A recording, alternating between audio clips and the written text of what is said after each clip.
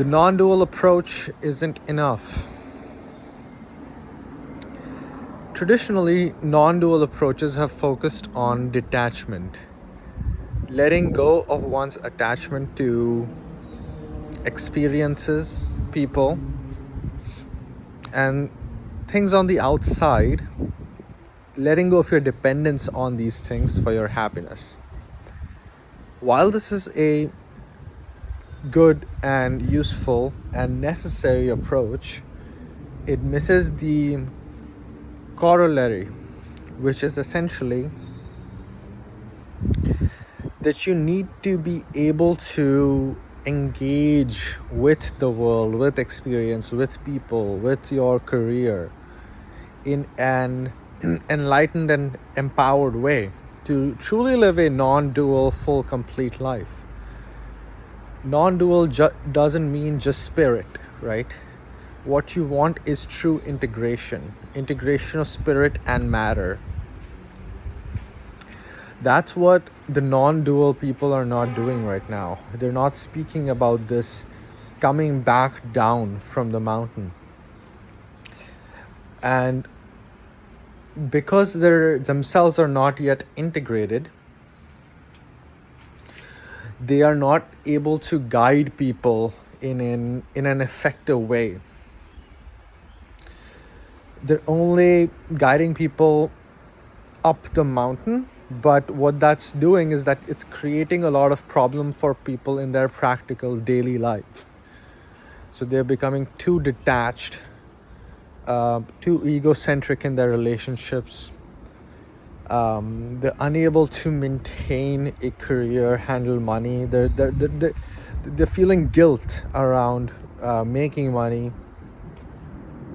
wanting to make money, wanting to have intimate relationships. They're basically creating dysfunctional spiritual people. Spirituality can create a lot of dysfunction if it's not handled with care. So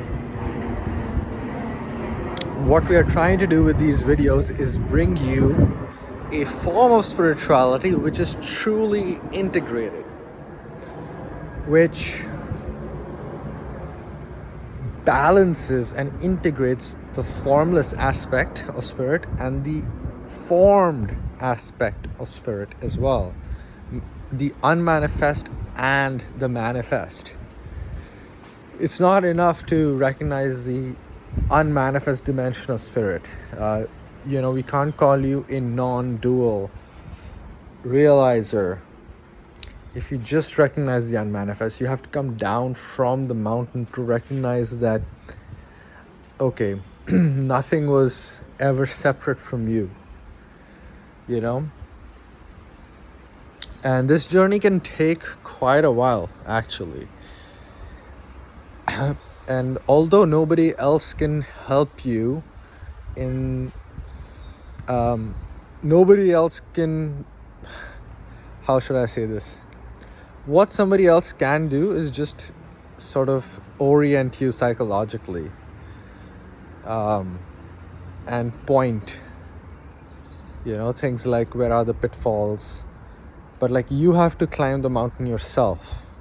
The other person can just act like a guide or a Sherpa, sort of taking you down a clean route, telling you where the pitfalls are, telling you where the snakes live, and so on and so forth, which is very important, right? So don't get me wrong, I do think having somebody to orient you can be important here. Otherwise there's just confusion. At the same time, the journey is all yours, everybody has to go through the crucible, and you will have to as well, one way or the other.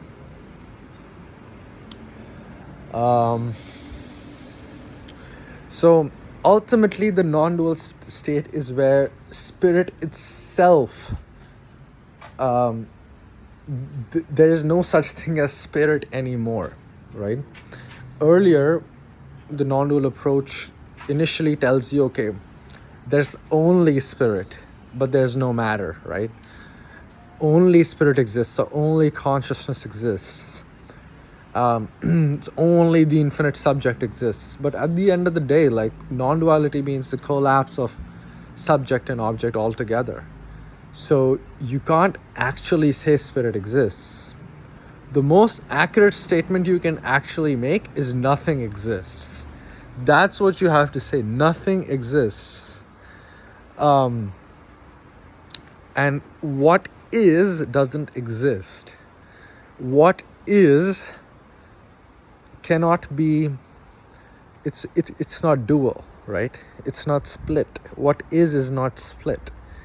So